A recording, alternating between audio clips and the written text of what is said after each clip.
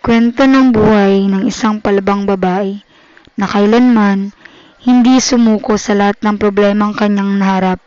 Sa kabila ng kahirapan, nakayanan niyang lumaban, bumangon at nagpursige.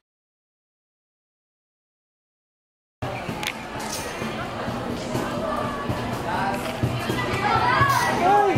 Angela, come here. Please.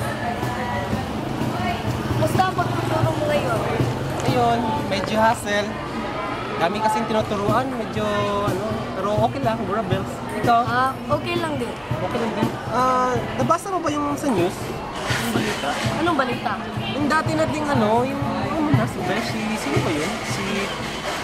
Si Kai. Nalala mo si Kai? Sino, Kai? Yung laging nalilate. Kasi may trabaho siya pang gabi. Okay. Alam mo ba? Alam mo Bakit? nangyari? Anong balita? Kasi, ganito yun. Ngayon, yung yaman niya na. Oo, nakapag-asawa siya ng senator. Sino yung senator? Yun po, hindi kami nag-usap. Mataon. Number lang sasagutin ko lang Excuse me. Hello? Hello, sino to? Ha? Ano sino? Si Kai to. Kai? Sino Kai? Baka si Kai yan, Besh. Yung dati natin. Hoy, bakla! Asa na kayo? Kayo ni Lulu. Dito kami ngayon sa school. Oh my gosh, andito kayo ngayon? Andito ko sa school, sa dating tambayan. Andyan ka ngayon sa dating tambayan? Namimiss ko na talaga kayo. And I heard na teacher na pala kayo dito sa school. Oh my gosh! Dali, puntahan niyo ako. Ang dami kay Chichika. Promise. Sige. Pupunta na kami dyan. Tara, bilisan natin. Nag-aantay si, doon. Tara. Tagal naman. Uy, Bading, hintayin mo ako. Si Kai, yun. Si Kai yan. Tara. Kai! Tulong, Bading! My God! Congratulations, by the way. Kinasal ka na pala. Ba't mo alam? Kasi, madami akong spy Sino spy mo? Secret, syempre naman. Hindi niyo naman ako in-invite. Hoy, ikaw bakla! Ang dami mo na sigurong mga lalaki dito sa school, no? Nako, huwag mo sabihin, biniktima mo yung mga estudyante mo. Malaki pa rin ang bibig mo hanggang ngayon. Oo nga. Ano ba to? Hindi niya alam. Sa'yo alam niya, kinasal ka na. Sa akin, hindi niya alam, may anak na ako. Oh my gosh! Alam mo siya, yung dating tomboy, yun, may nangyari sa amin, nagkaanak kami. Father na ako. Grabe ka ha! Kaya nga hindi na ako pwedeng mag-ano sa mga boys kasi magagalit ko. Ganun. So, ganon. Kumusta na yung pagtuturo niyo? Oh my gosh, teacher na pala kayo. Okay lang. Ikaw? Ayos lang naman. Paras kami teacher. Oh my gosh. Yung lips mo, Lolo, lagyan mo rin ng lipstick katulad ng baklang yan. Kasi galing ako kumain Hindi ako nagpaayos. Pa rin patay. Uy, tigil. Huwag niyo nga akong pag-usapan. Alam mo kasi, Lulu, sa susunod, mag-lipstick tayo kasi... Wait, girl. Matawag yung babe ko. Okay. Ay, nakatumbak lang to. Sa susunod, mag-lipstick ka. Madami akong lipstick ibibigay sa'yo para sa susunod, hindi mo na makakalimutan ng lipstick. Okay, bigyan mo ako ng isa. Sige. Anong isa? Marami para sa'yo. Alam mo naman. Si Kai, nalala mo. Sabi, ingatan mo yung anak natin, Porque love you, mamuha mo. Tapos na? Oo, yung asawa ko. Video kong gatas mamaya. Ayun, doon sa bahay lang siya. Kumusta na pala yung work mo? Ayun, medyo busy kasi may bagong branch kasi kami sa US. So, hindi ako namamalagi dito. Kaya yun. Kaya napadalo ka? Oo. Na-miss ko tong school kaya nagkataon na may oras ako. Kaya dumalaw ako. At unexpected moment, nakita ko kayo. Oo nga miss ka na namin. Yeah. By the way, Besh, tagal natin hindi nakikita-kita, di ba? Tayo mga magbarkada. Oo nga, kahit iba-iba yung college natin, pero grabe yung bonding natin. Wow, kwento mo naman sa amin, paano yung buhay mo? Kasi, di ba, paano yung buhay mo? Yung after graduation, di ba? Tapos, paano kayo nagkakilala ng asawa mo? Tapos yung sa mama mo Yung naman. sa mama mo. Oo. Yung asawa ko, actually, dito gusto ko din marinig yung nag-aaral yung my loves ko. Ah, dito ba yun? Oo. Siya pala yung lalaking kinukwento ko sa inyo yung humingi ng number Yun, ko. di ba yung naayaw mo siya dati? Oo. Yung bumangga sa'yo? Oo, yun. Yun.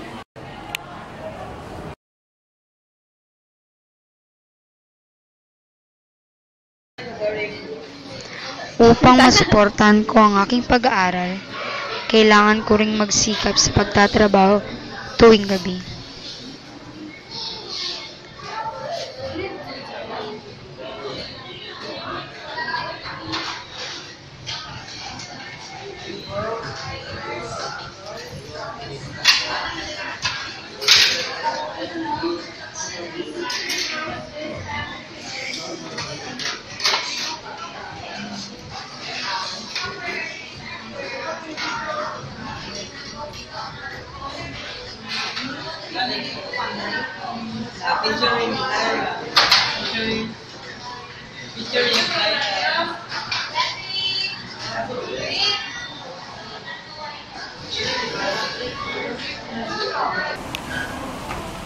Pero parang hindi yun napapansin ng aking ina. Kaya madalas niya akong napapagalitan. Napakulang kain na. Nay, may ginagawa pa kasi. Sumasagot-sagot ka! Hindi ka dito! Hindi ka na kung sumagot sa akin. Bakit magtrabaho ka na? Kulang pa yan! Kulang pa yan! Alam mo ba? Ano ka talaga sa mo? Papatunayan ko sa kanila. Mag-aaral ako ng mabuti. Hindi hadlang ang kahirapan. Basta tagdan ng Diyos, makakaya ko ang lahat.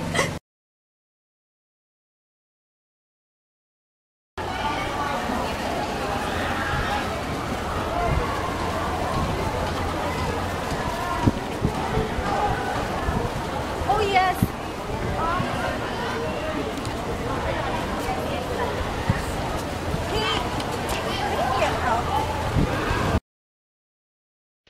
Pero isang araw, hindi ko inaasahang matatagpuan ko ang lalaki. Magbabago ng aking buhay. Sige, okay lang. Wait. Yung pangalan mo.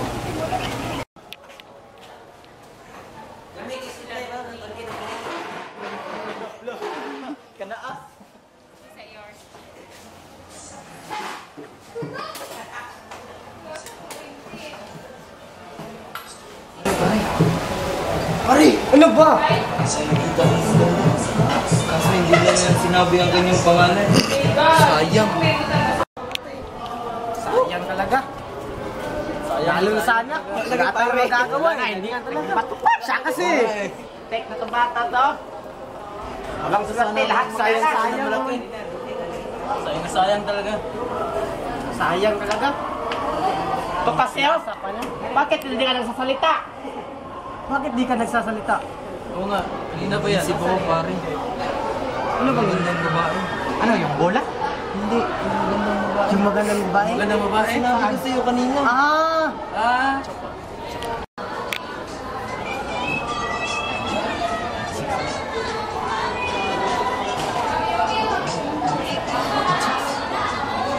Hindi, may chicks.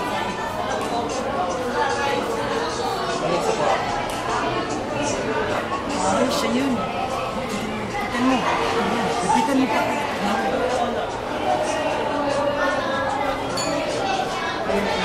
Please, pwede ko mo malaman yung pare. Kaya mo na yan, pare. Kaya mo na yan, pare. Miss ko. Ito nga pala si Dave.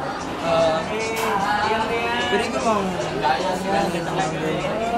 Wala akong cellphone at wala akong pagkakala. Ay, sa chicks.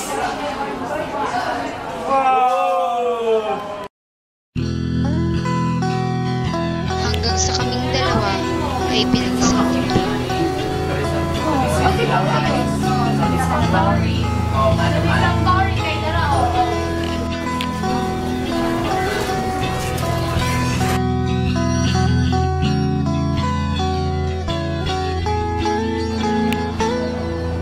Sa nanay mo?